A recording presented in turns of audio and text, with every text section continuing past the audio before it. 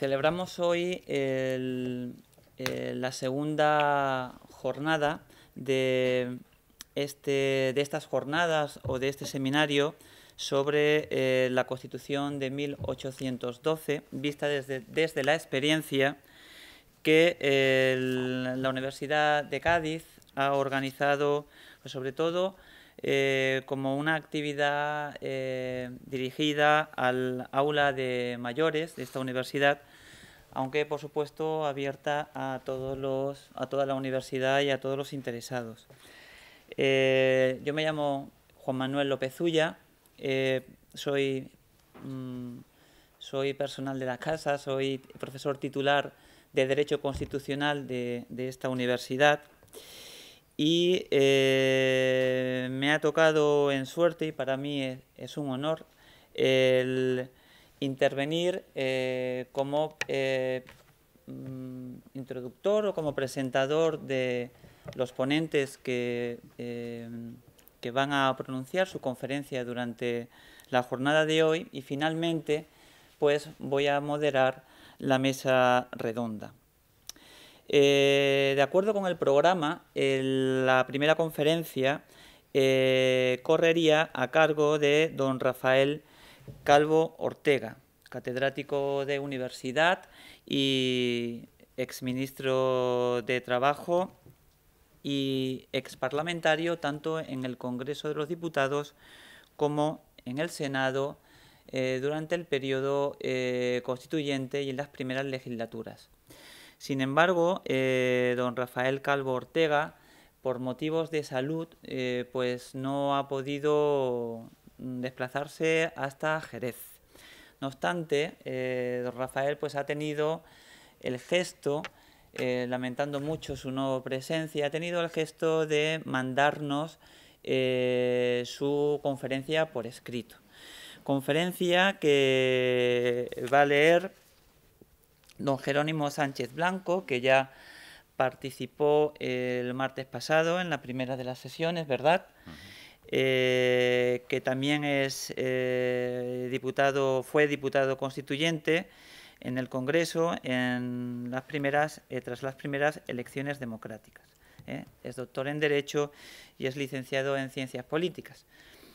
Entonces, pues agradeciéndole a don Jerónimo que haya tenido la amabilidad de brindarse a leer, ¿no? Leer la conferencia o la ponencia que ha mandado don Rafael Calvo Ortega, pues sin más preámbulos, le cedo la palabra.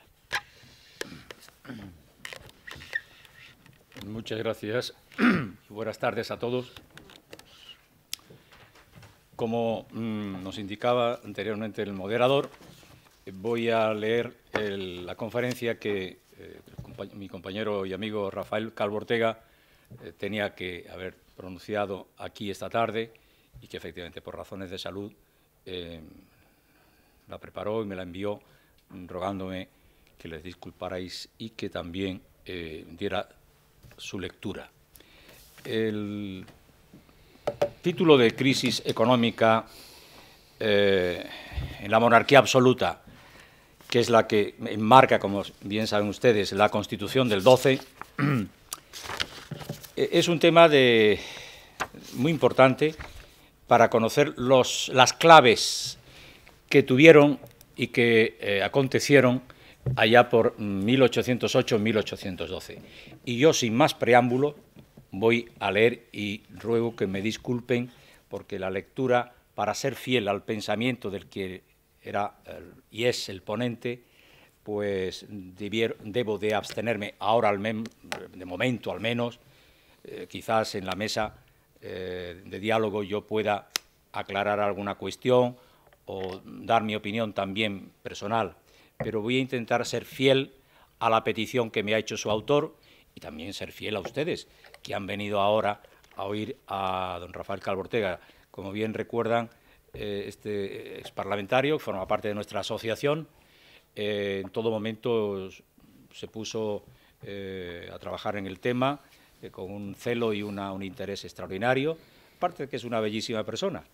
Le recordarán ustedes como ministro de Trabajo en la época de Adolfo Suárez, precisamente era el ministro de Trabajo que negoció con los sindicatos el hasta hace 3 días, Estatuto de Trabajadores de 1980. O sea que, digamos, es un hombre que ha tenido una notable influencia, su obra, su pensamiento y su visión política de cómo entendía las relaciones laborales, que se puede decir que ya es otro momento distinto y que probablemente aquel estatuto del año 80, del que yo considero en gran medida autor a mi amigo Rafael Calvo Ortega, bueno, pues es época pasada, tristemente. Empiezo con el texto de su ponencia.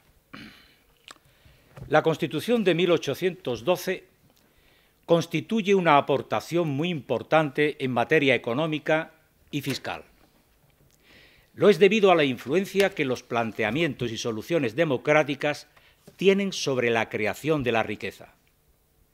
El final de la asfixia económica que suponía la dictadura que, bajo la forma de monarquía absoluta de Fernando VII, creó las bases para un desarrollo y también para el establecimiento de un sistema fiscal justo basado en grandes principios que vinculasen a los legisladores posteriores y que iniciaran la formación de una conciencia fiscal hasta entonces, estamos hablando del año 12, inexistente, como consecuencia de que había en aquel entonces un régimen no democrático. La situación económica de España en los comienzos de los trabajos de las Cortes de Cádiz era francamente negativa. Las causas muy diversas. En primer lugar, el desarrollo de lo que podríamos denominar sectores económicamente y fundamentalmente escasos, y en algunos casos estancados. La agricultura no progresaba. La industria de aquel entonces se reducía a planteamientos manufactureros casi artesanales. No había un sector financiero propiamente dicho, apenas había bancos, había un solo banco, el Banco de San Carlos, que era la clave de la intermediación entre la inversión y el consumo. El transporte, muy rudimentario, y no cumplía las funciones de unión y conexión entre los mercados. España sufría en aquellos momentos los efectos de una profunda crisis económica y una profunda crisis política. ¿Le suena algo esto ahora, verdad?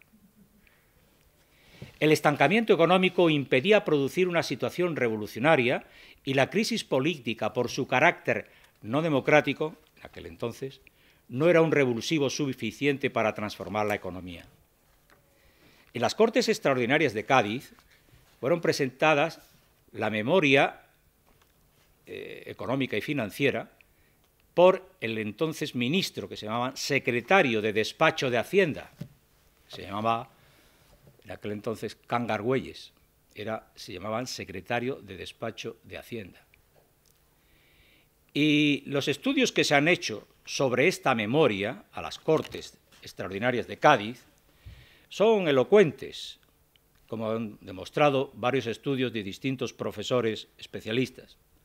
La Hacienda era normalmente con grandes déficits, ¿le suena, verdad? Los ingresos de escasa capacidad recaudatoria, los gastos públicos en constante aumento, sobre todo por causa de los elevados gastos militares. No olvidemos que habíamos tenido la batalla de Trafalgar y la pérdida de Trafalgar, habíamos tenido bastantes guerras con Inglaterra y, para colmo, teníamos la guerra de la independencia. Esto lo pongo yo, ¿eh? La situación límite por el agotamiento del crédito público era un hecho también constatado. El conocido debate entre si en España hubo o no durante el siglo XVIII una reforma social, en mi opinión, puede cerrarse con la afirmación de un destacado catedrático y presidente del Tribunal Constitucional, entre paréntesis, asesinado por ETA, Tomás y Valiente, de que la reforma social de la época de las Cortes de Cádiz, esta se acopló a las circunstancias y características de la sociedad española y esto se tradujo en una reforma social muy débil. Junto a la crisis económica está, como hemos dicho anteriormente, la crisis política, caracterizada por un inmovilismo muy negativo.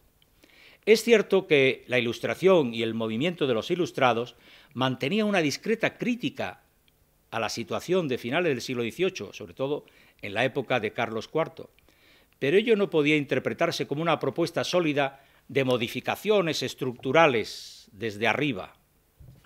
Se olvidaba que el primer paso era cuestionarse la monarquía absoluta de aquel entonces, en los términos que estaba.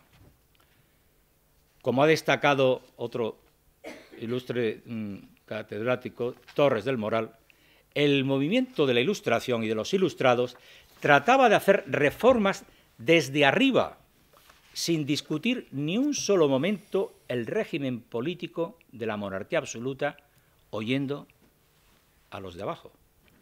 Esta situación grave se acrecentaba por la falta de un conjunto de principios que permitiesen acometer una auténtica reforma. Se carecía de un sistema sobre el que operar, pero sobre todo faltaban los principios sobre los que había que actuar y había que homogeneizar y dar sentido a cualquier reforma que bien mereciera este nombre. El absolutismo había terminado con el incipiente desarrollo de aquellos principios, de algunos. Así, algunos principios de tributos y de imposición que se habían conocido en las Cortes de León allá por el siglo XII habían desaparecido. Y lo mismo se podía decir de algunas figuras tributarias que se parecen al actual presupuesto moderno. Con el absolutismo terminaron por perderse aquellas viejas ideas.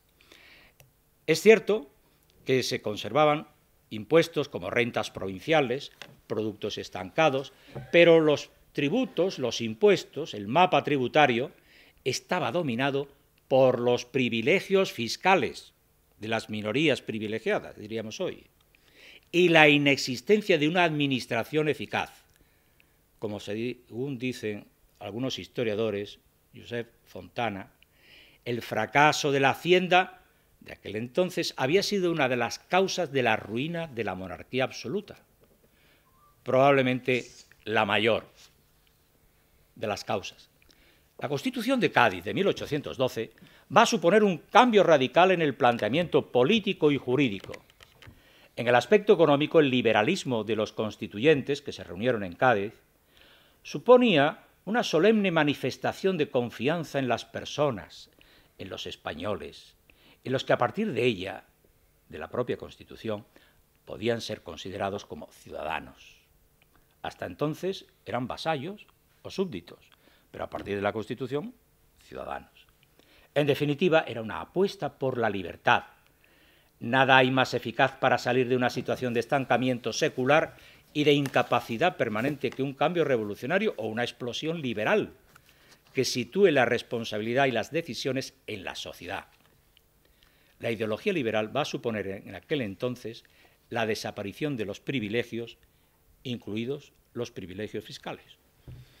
Por otra parte, el establecimiento del principio de igualdad, que era otra cuestión relevante, que consagra la Constitución del 12, abre las puertas a la iniciativa económica, respaldando la atribución de soberanía de las Cortes y, consecuentemente, la competencia de las Cortes para aprobar los presupuestos y la distribución de los gastos públicos.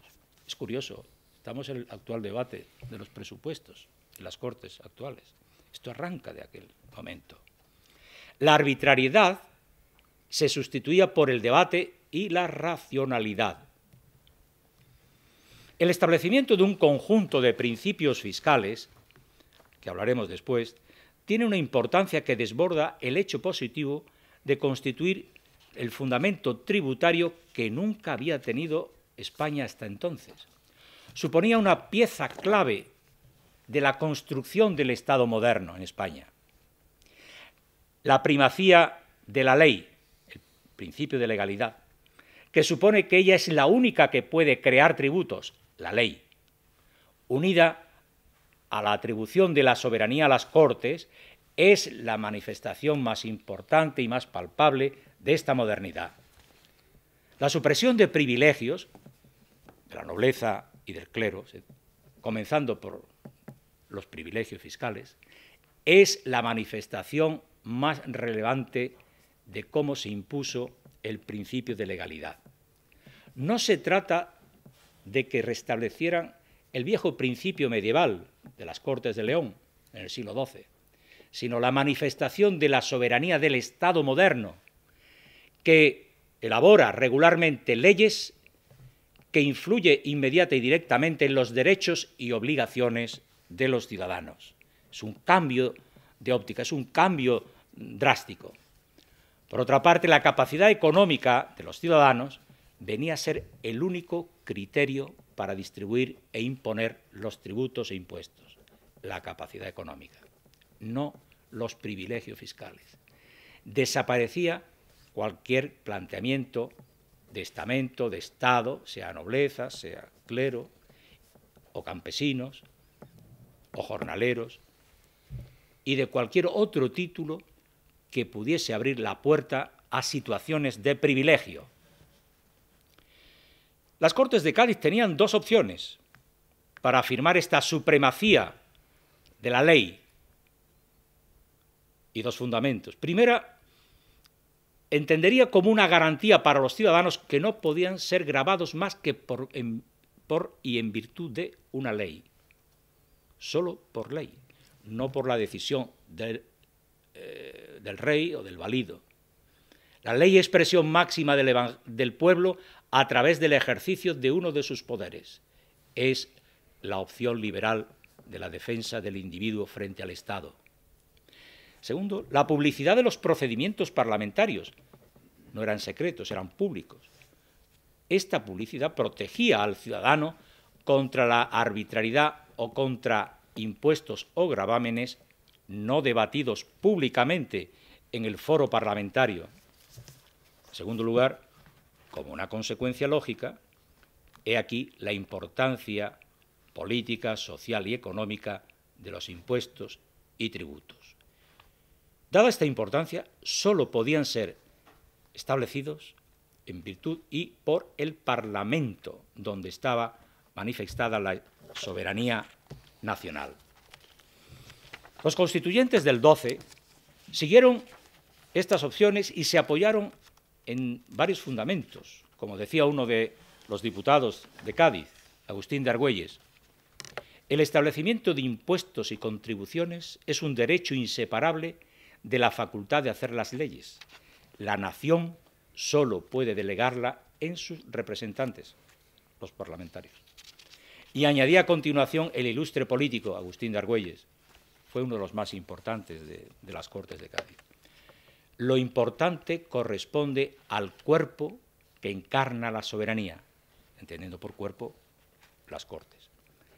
Llama la atención en el preámbulo de este discurso preliminar la ideología liberal que había visto en esta reserva, en este patrimonio de la ley, una garantía para los ciudadanos. Ahora se añade a este argumento otro. Lo importante corresponde al cuerpo que encarna la soberanía. No solamente la ley, sino esta ley tiene que ser aprobada por las Cortes, que es donde está la expresión de la voluntad de la soberanía nacional.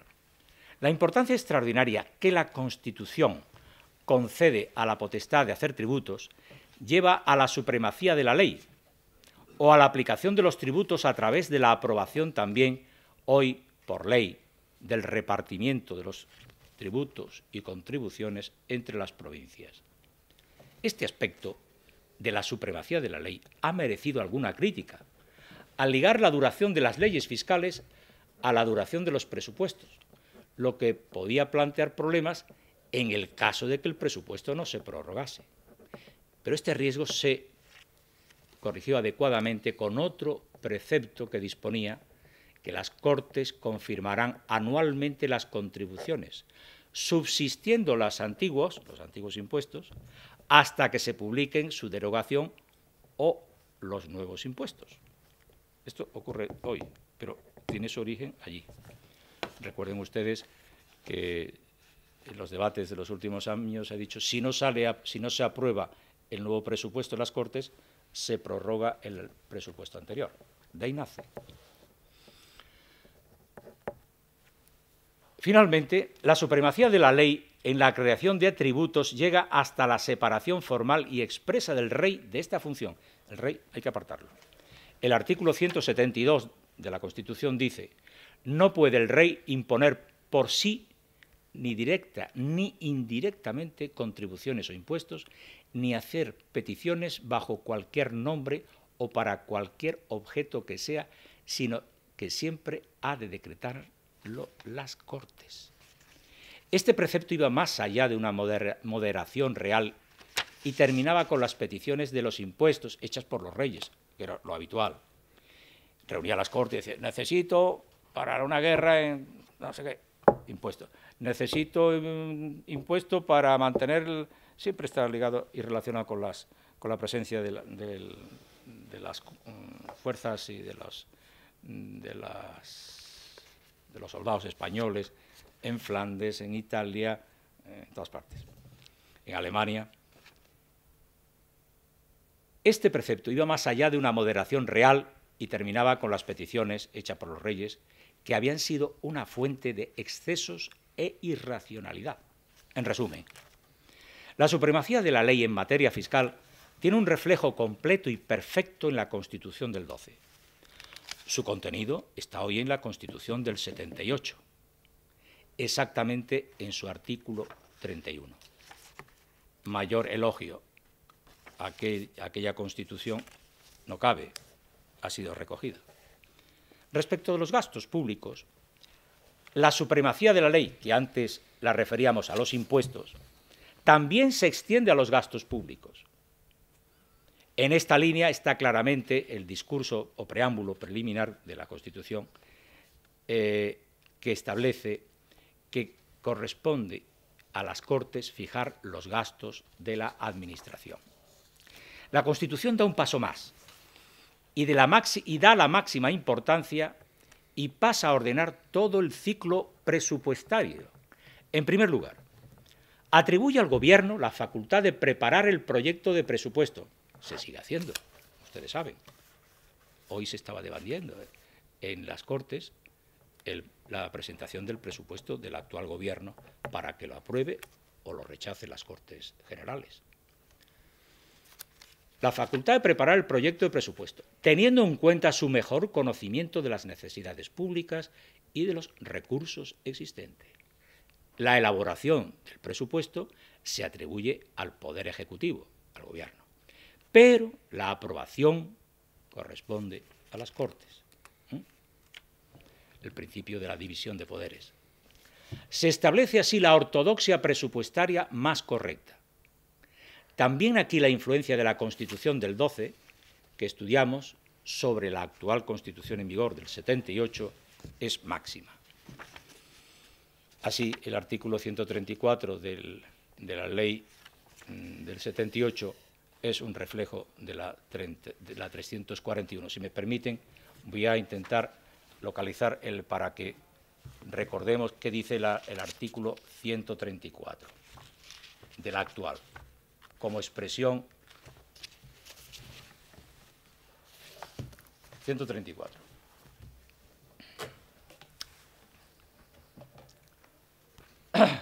Bueno, empieza en la 133, la nuestra, recordando también lo que digo, decía antes, y después sigo con la 134. La potestad, dice hoy, la potestad originaria para establecer los tributos corresponde exclusivamente al Estado mediante ley. Las administraciones públicas solo podrán contraer obligaciones financieras y realizar gastos de acuerdo con las leyes. Artículo 134. Corresponde al Gobierno la elaboración de los presupuestos generales del Estado y a las Cortes Generales su examen, enmienda y aprobación. Los presupuestos generales del Estado, hoy, tendrán carácter anual, incluirán la totalidad de los gastos e ingresos del sector público estatal y en ellos se consignará el importe de los beneficios fiscales que afecten a los tributos del Estado. el Gobierno actual deberá presentar ante el Congreso de los Diputados los presupuestos generales del Estado, al menos 3 meses antes de la expiración de los del año anterior. Bueno, salvo que se prorroguen. Efectivamente, se pueden prorrogar. Claro, cuando coincide con una circunstancia como la que hemos tenido, bueno, pues todo se explica. Pero bueno, se dice lo que se dice. Si la ley de presupuesto no se aprobara antes del primer día del ejercicio económico correspondiente, aquí viene, se considerarán automáticamente prorrogados los presupuestos del ejercicio anterior, del año 11, que han estado en vigor, que están todavía, hasta la aprobación de los nuevos, que se supone que hasta junio, no, final de mayo, por ahí no entrarán en vigor, depende cómo vaya, porque claro, tendrán que ser aprobados. Hablo de los presupuestos de ahora, influencia del 12, pero para que veamos cómo 200 años más tarde, lo que dijeron aquellos hombres, hoy tiene una presencia y una importancia extraordinaria. Sigo leyendo el artículo 134. Bueno, la prórroga. Aprobados los presupuestos generales del Estado, el Gobierno podrá presentar proyectos de ley que impliquen aumento del gasto público o disminución de los ingresos correspondiente al mismo ejercicio presupuestario. Toda proposición o enmienda que suponga aumento de los créditos o disminución de los ingresos requerirá la conformidad del Gobierno para su tramitación. Aquí hay un texto muy curioso. Dice, la ley de presupuesto no puede crear tributos, podrá modificarlos cuando una ley tributaria sustantiva así lo prevea. Bien, este era un poco el compromiso de leer la referencia al artículo 134, que está en perfecta sintonía con lo que decía el artículo 341 de la Constitución, que no lo voy a leer porque lo tengo aquí, pero es que ya va a ser demasiado pesado. Más o menos dice lo mismo. La aprobación presupuestaria de los gastos e ingresos públicos ha sido objeto de crítica en un aspecto concreto, que aquella no previó la prórroga del presupuesto. No obstante, esta objeción debe matizarse. Primero, el funcionamiento individual de los diputados dificultaba el rechazo del presupuesto. En segundo lugar, la no exigencia de un quórum permitía que por mayoría simple el presupuesto fuera aprobado por las Cortes. Hay que añadir que siempre quedaba abierta la posibilidad de aplicar analógicamente la prórroga legal de las contribuciones, a lo que me he referido anteriormente. La verdad que, como se derogó la Constitución en cuanto volvió Fernando VII, pues tampoco no tenemos una experiencia de qué pudo haber pasado. Pero, de hecho, no hubo problema, aunque en aquella Constitución no se contempló la prórroga.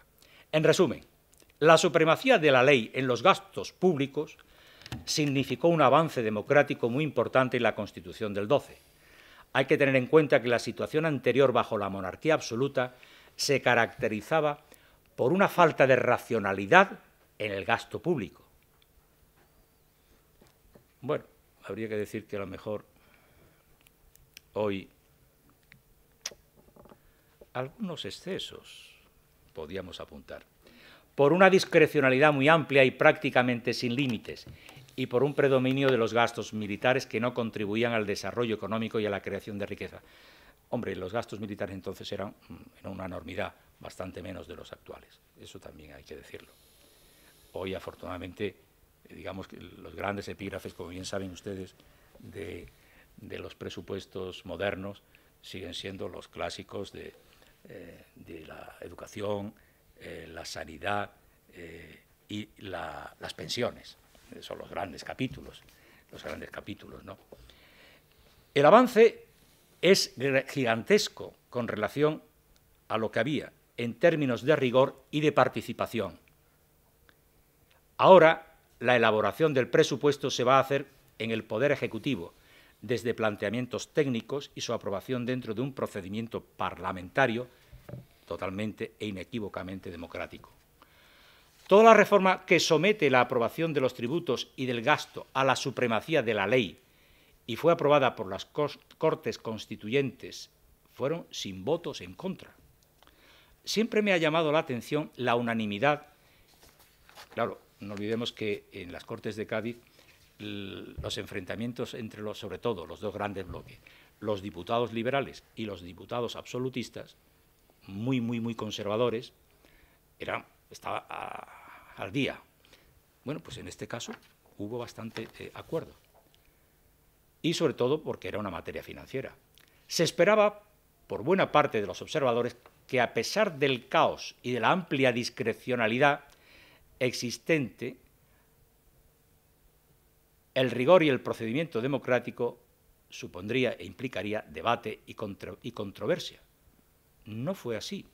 Hubo un comportamiento, aquí le califica, muy responsable, de gran serenidad, y en este sentido las intervenciones de Agustín de Argüelles, rechazando los particularismos, fueron determinantes, o sea, fueron aceptadas.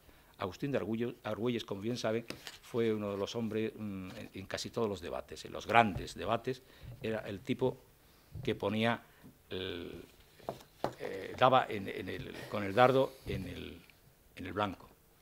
La gran reforma financiera que pedía un Estado moderno a comienzos del siglo XIX no era sólo, con ser lo principal, la supremacía de la ley, representada por las competencias del Parlamento. Era también la transmisión de la ejecución del presupuesto a las administraciones públicas, que amplificaban su difusión por su proximidad a los ciudadanos.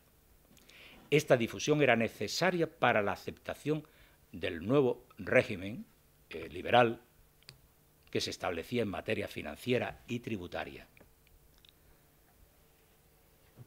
A esta tarea se aplicaron las Cortes, convencidas de que la máxima publicidad era conveniente, de tal manera que establecieron una figura, la Tesorería General, la cuenta de la Tesorería General, que comprendía el rendimiento anual de todas las contribuciones y rentas, y su aplicación y su inversión.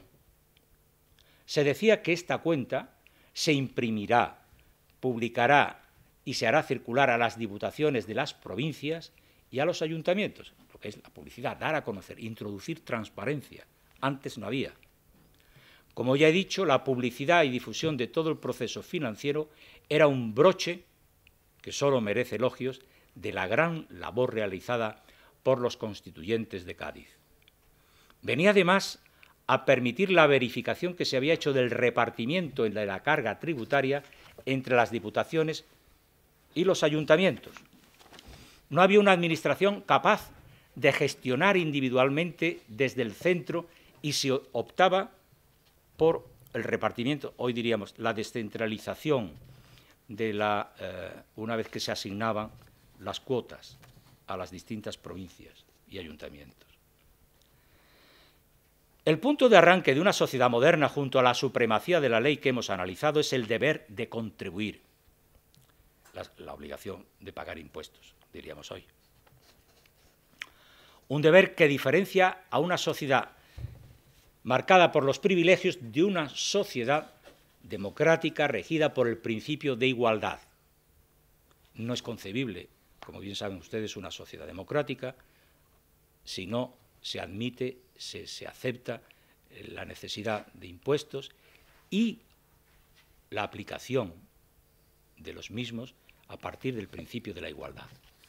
La Constitución del 12 coloca acertadamente, en mi opinión, este deber junto a las grandes declaraciones políticas: la libertad, el amor a la patria, la fidelidad a la Constitución y a las leyes y la defensa de la patria con las armas. El artículo 8 dispone, de la Constitución del 12, también está obligado todo español, sin distinción alguna, a contribuir en proporción, dice la frase que se utilizaba entonces, a sus haberes. Es una expresión que ya no suena menos, para los gastos del Estado. Hoy diríamos a su capacidad. Antes decía a sus haberes. El discurso preliminar, que es el preámbulo de la Constitución, decía que la obligación de contribuir contribuir mediante impuestos, pagar impuestos, forma parte de aquellas obligaciones que no pueden dispensarse a ningún español sin romper el vínculo que le une al Estado. En el plano ideológico, la Constitución de Cádiz siguió en el deber de contribuir los pasos que había marcado nada menos que la Declaración de los Derechos del Hombre y del Ciudadano de la Revolución Francesa, de 1789, recordarán, que defendió la necesidad de una contribución, un impuesto común, repartido entre todos en proporción a sus capacidades, a sus facultades, a sus saberes. El cierre de la ponencia a cualquier fisura fue completo. Llama la atención la intervención de un diputado, Gordoa, en Cádiz, que propuso añadir al citado artículo un párrafo cuando, a continuación de esta obligación de pagar los impuestos. Este era muy celoso, ahora lo verán, de determinado sector de la sociedad española de aquel entonces, dice: sin que esta obligación e esta igualdad fiscal se entienda que por esto se pretende acaso derogar la inmunidad del clero, No salió adelante, afortunadamente. Pues claro, el clero era el que estaba, junto con la nobleza, más privilegiado fiscalmente. Se le ocurrió decir esto, ¿no? Ahora, diría yo, probablemente esta propuesta, que no salió adelante, afortunadamente, no creo, por las otras intervenciones, no me acuerdo, no me acuerdo, habría que volver a releer las actas. Esto es un comentario mío, perdone, porque como esto es un poco denso, vamos a dejarlo en denso, entre comillas, estoy pensando que uno de los más destacados, lo decía yo el martes pasado, aquí, de los diputados que estaban en Cádiz, en aquella época, fue el famoso cura de Algeciras, fue muy famoso por sus interpelaciones, sus discursos, tenía de todo tipo, pero en algunas posiciones era muy, muy, muy liberal y en otro era muy, diríamos, radical en la concepción católica de aquel entonces. Supongo que no suscribiría esto, porque él hacía unos discursos muy duros y muy claros y valientes contra los privilegios. Y además no me suena y no recuerdo que apoyara esta enmienda, lo de mantengamos la inmunidad real, algo así. Ojo, que el clero siga sin pagar impuestos. Esto lo rompió de un tajo la Constitución. La negativa de Argüelles, Agustín de Argüelles, fue tajante, apoyándose en que la Constitución no podía incorporar precisiones a la declaración ya transcrita de la obligación de contribuir mediante impuestos. Y ahí quedó el debate, como el juez que dice, ¡bla, bla!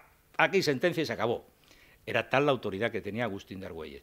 Probablemente por eso, si acaso se le ocurrió, que no lo creo, o se le pasó por la cabeza al cura de Algeciras decir algo, cuando vio que habló Agustín de Argüelles, ya me lo estoy imaginando, diciendo, cállate, se llamaba Vicente Terrero, que habló algo así como Roma locutus est, ha hablado Roma, autoridad máxima. La búsqueda de un criterio para medir la capacidad de los ciudadanos ante los impuestos fue objeto de diversas consideraciones y debates. Al final se impuso la tesis de buscar un soporte general, una referencia general que fuese válido para todas las figuras impositivas, para todos los impuestos. Era una técnica acertada que ha sido seguida por todos los textos constitucionales, incluso el actual. La Constitución del 12 fue muy precisa en este punto y utilizó dos conceptos que llamaríamos a los que se refieren los contribuyentes. Antes hablábamos de ello. La proporción a los haberes. Los impuestos han de establecerse en proporción a los haberes.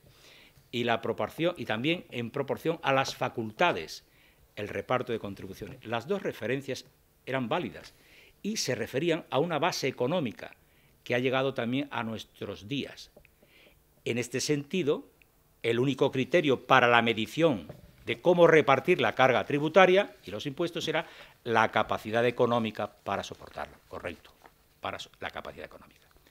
Es cierto que la determinación de los haberes y facultades, capacidad económica, requería una administración preparada técnicamente, pero esta adecuación no correspondía a un texto constitucional, que tenía que limitarse a lo que era propio de las grandes declaraciones de principios básicos.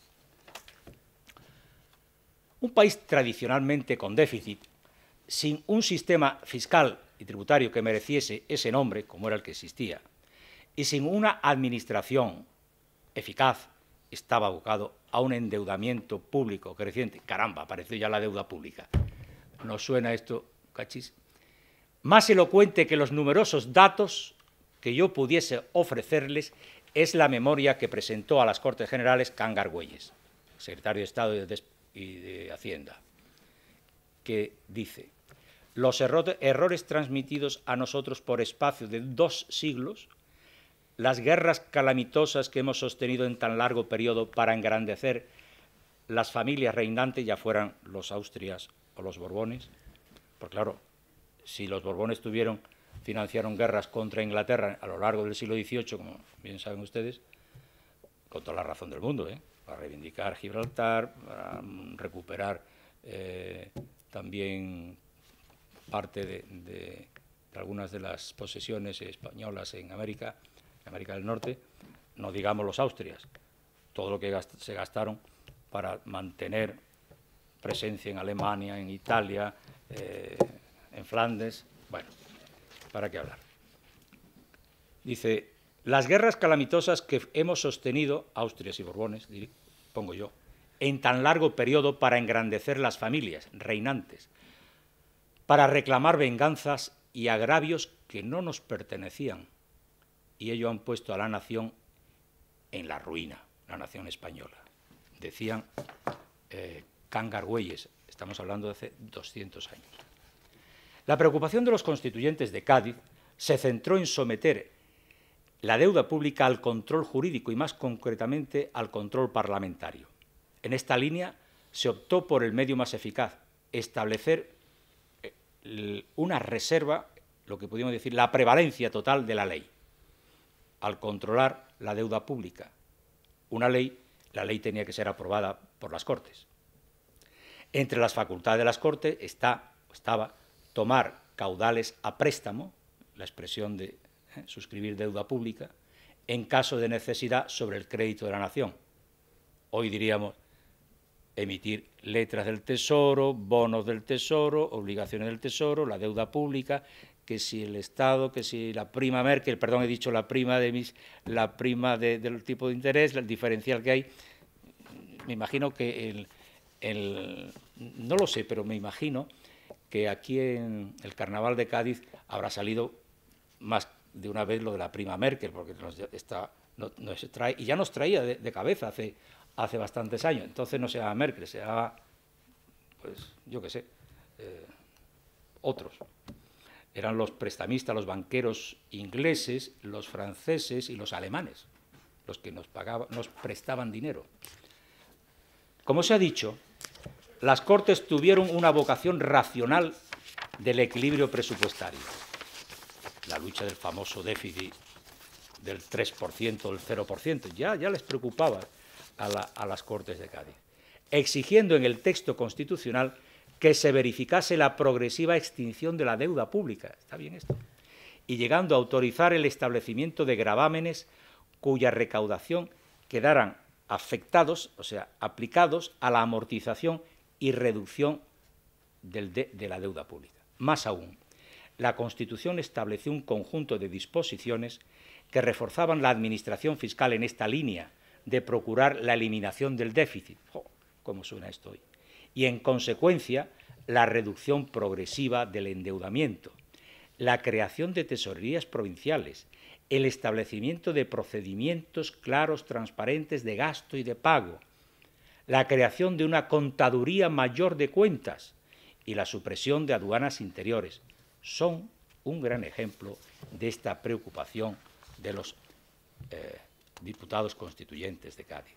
Se podrá decir que algunas de ellas tenían un sabor reglamentario, pero llama la atención el realismo en el campo fiscal de unas Cortes que dicen algunos que eran ingenuas.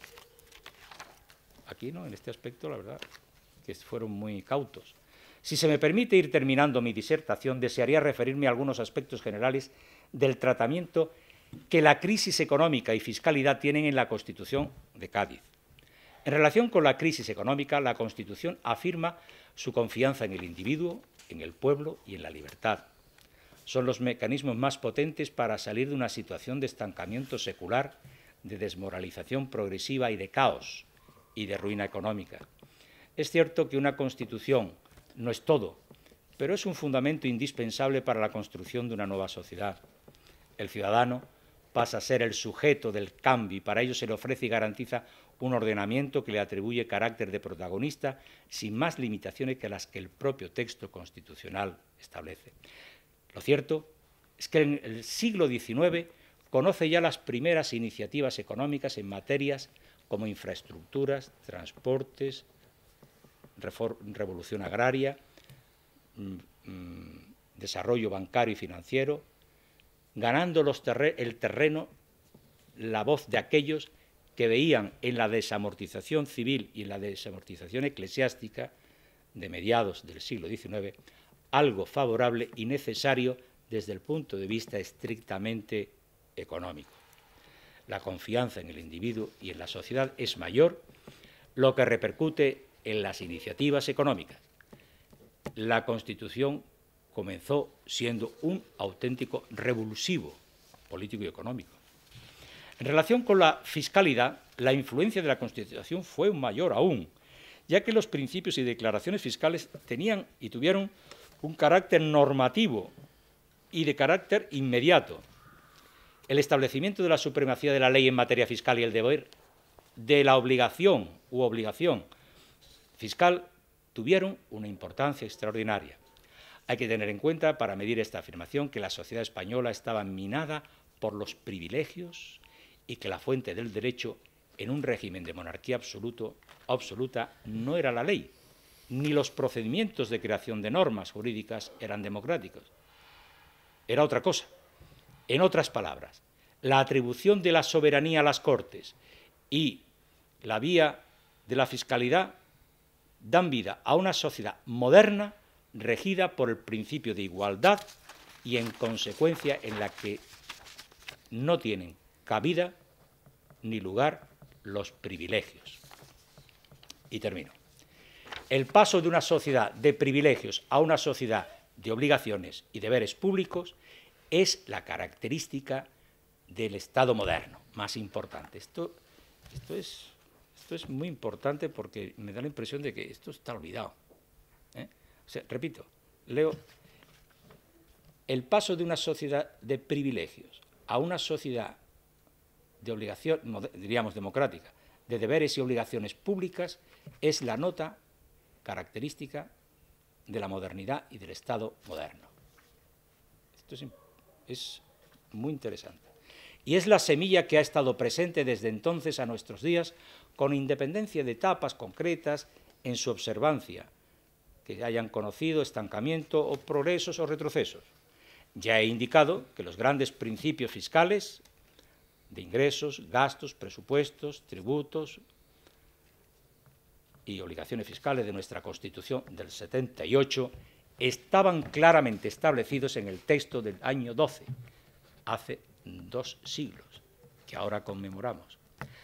Finalmente, la influencia que pudo tener el texto de la Constitucional de Francia, la Constitución de 1791, sobre el nuestro de 1812, estamos hablando aproximadamente de 20 años después, es una cuestión muy estudiada por distintos historiadores y expertos en materia constitucional, y son acertados, en opinión mía, que los constituyentes del 12, por un prurito de novedad, hubiesen desconocido, diríamos, olvidado intencionadamente, yo diría, el texto constitucional francés, hubiera sido absurdo y hubiera constituido una grave irresponsabilidad política. La beta ideológica era la misma, el liberalismo que rompía con la sociedad estamental de privilegios, decadente y estéril. Con esta consideración previa, la Constitución de Cádiz debe ser juzgada con criterios de entonces, de su época, no de ahora. Por ejemplo, criticar aquel texto del 12 porque su fiscalidad no incorporó expresamente una finalidad redistributiva, supone desconocer la realidad social y económica sobre la que se operaba y las limitaciones de entonces. En resumen, y termino, con la perspectiva y serenidad de juicio que da una distancia de 2 siglos, la Constitución de Cádiz fue un hecho político extraordinario que abrió las puertas al Estado moderno. Se ha dicho que con el pronunciamiento del general Riego se convirtió en el texto programático del liberalismo continental. Desde luego, significó la ruptura con el antiguo régimen. Muchas gracias.